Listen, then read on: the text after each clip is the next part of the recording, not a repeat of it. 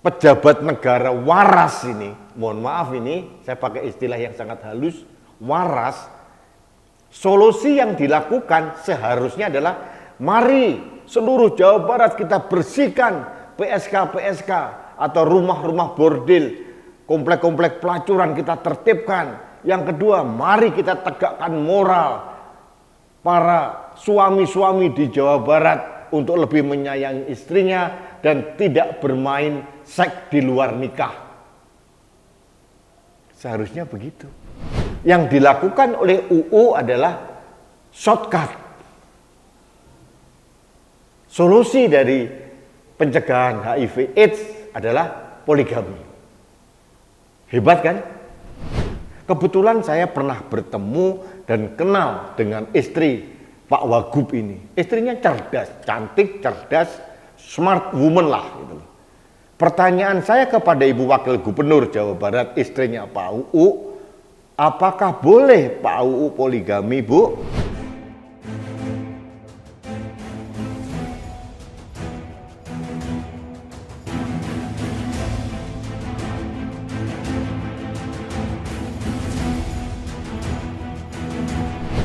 Halo sahabat Indonesia, kita bertemu kembali dalam Opini Rudi. Sahabat Indonesia, kembali saya ke Jawa Barat.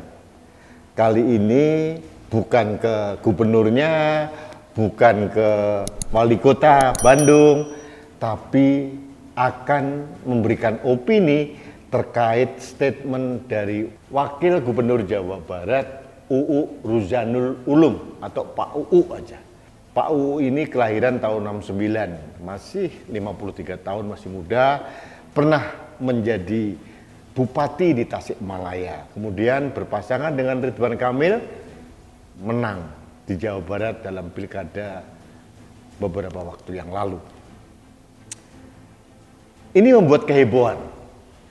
Setelah beberapa hari yang lalu di media sosial dia pamer mobil baru.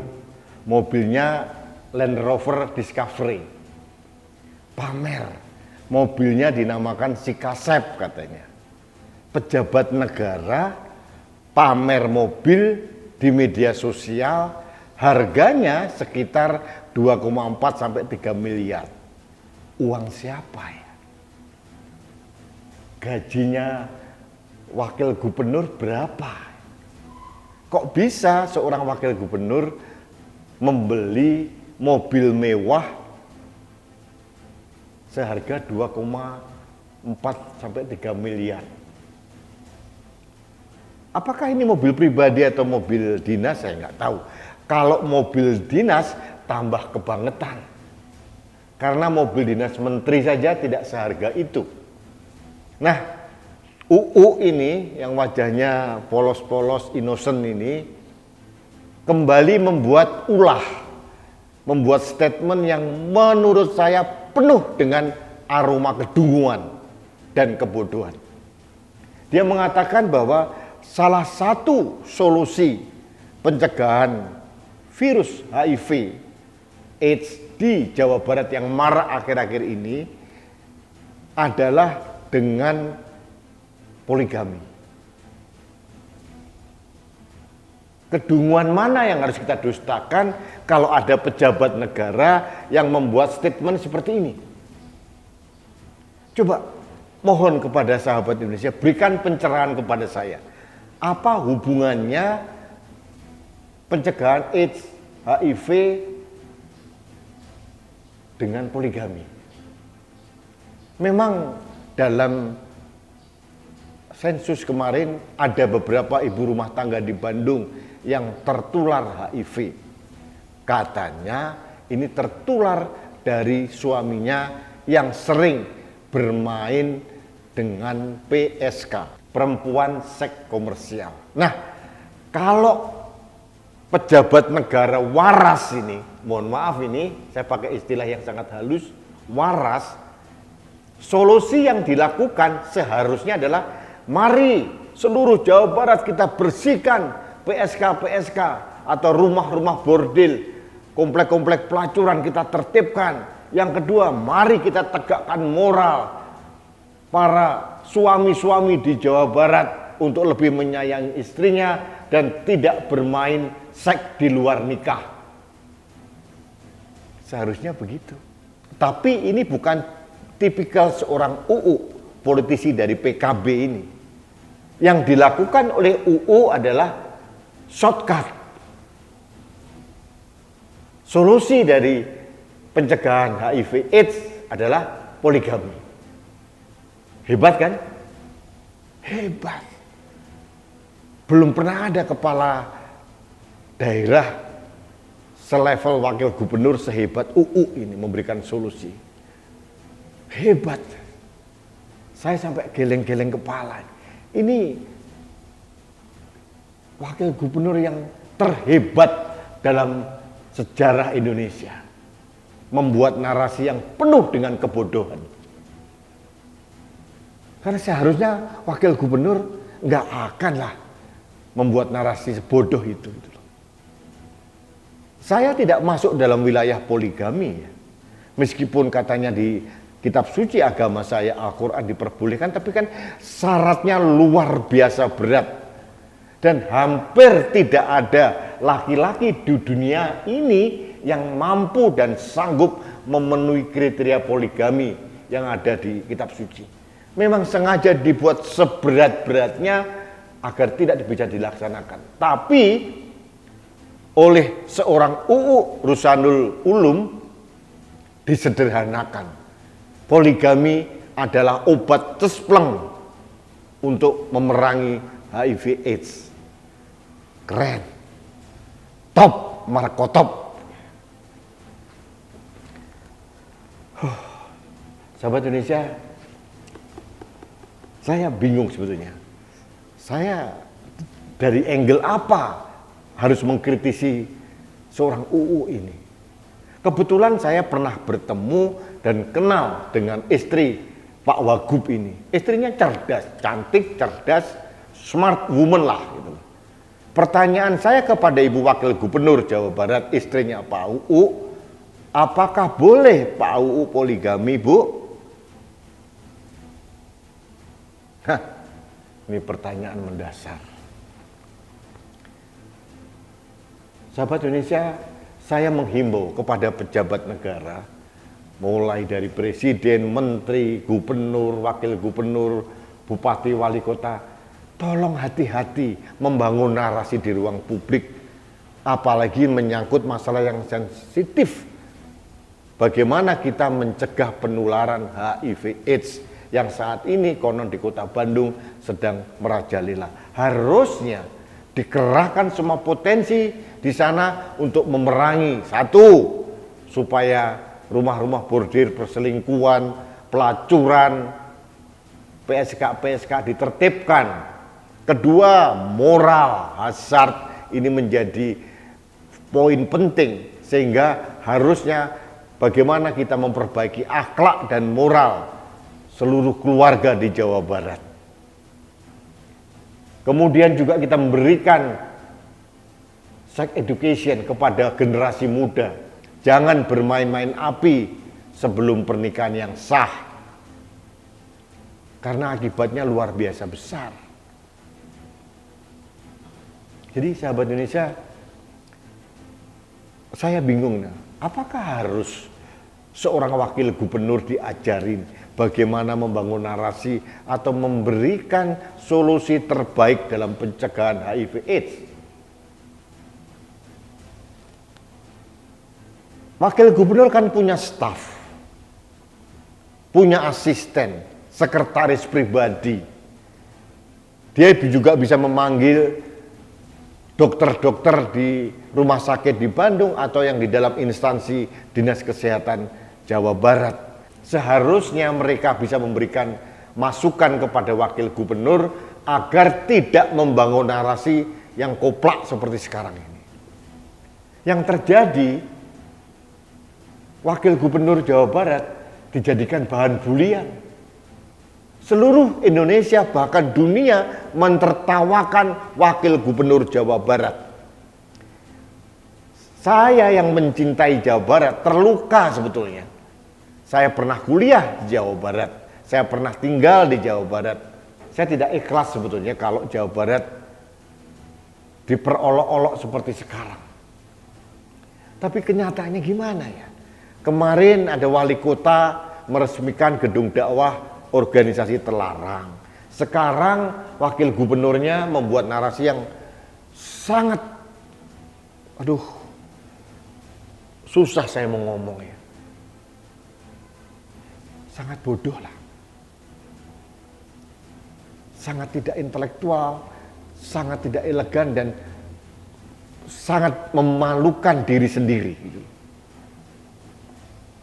Ini saya tidak masuk kepada ranah poligami ya Bapak Ibu sekalian. Cuma saya mengkritisi perilaku wakil gubernurnya, kok bisa seperti ini ya? Apakah harus diajari, diberikan masukan? Atau mungkin jangan-jangan Pak UU ini mengebet poligami gitu. Inilah menurut saya gambaran khas laki-laki pragmatis. Laki-laki yang ingin jalan pintas, tidak mau berpikir secara smart, elegan. Bahwa untuk menghindari HIV di keluarga kita ya jangan main-main di luar. Itu kan kuncinya simple, perbaiki akhlaknya, perbaiki moralnya. Jangan diutek-utek, oh harus poligami, oh harus pakai jilbab, harus pakai jidatnya hitam-hitam ini, kalau perlu ditato hitam.